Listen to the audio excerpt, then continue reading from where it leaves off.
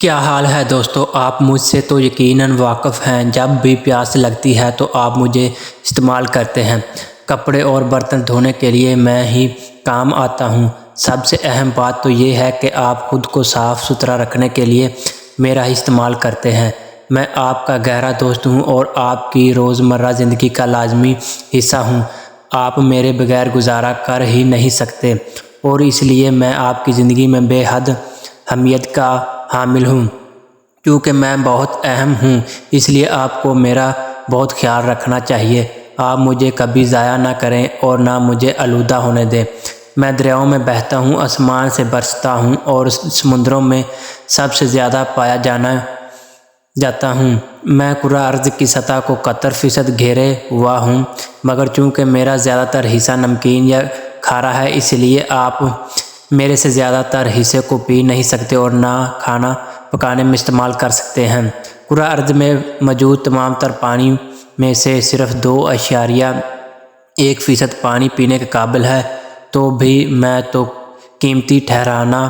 ویسے ہی جب مجھے پتہ چلا کہ سائنسدانوں نے نمکین پانی کو میٹھا کرنے کا طریقہ ڈھونڈ نکالا تو میری خوشی کا کوئی ٹھکانہ نہ رہا۔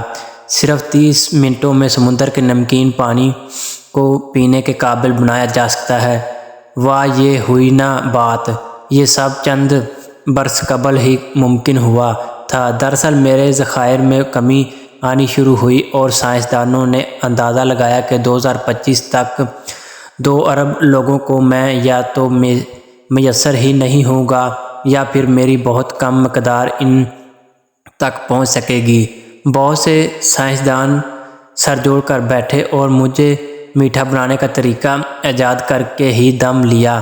پانی کی کمی کے مسئلے کو حل کرنے کے لیے سائنسدانوں نے شمسی توانائی کو استعمال کرتے ہوئے بہت ہی کم لاگت میں ڈسیلائیشن کا طریقہ ایجاد کیا۔ ڈسیلائیشن بہت ہی سادہ عمل ہے۔ شمسی توانائی کے ذریعے مجھ میں تیرتا ہوا ایک آلہ ڈالا جاتا ہے جو مجھ میں گرمی پیدا کر کے نمک کو مجھ سے الگ کر دیتا ہے۔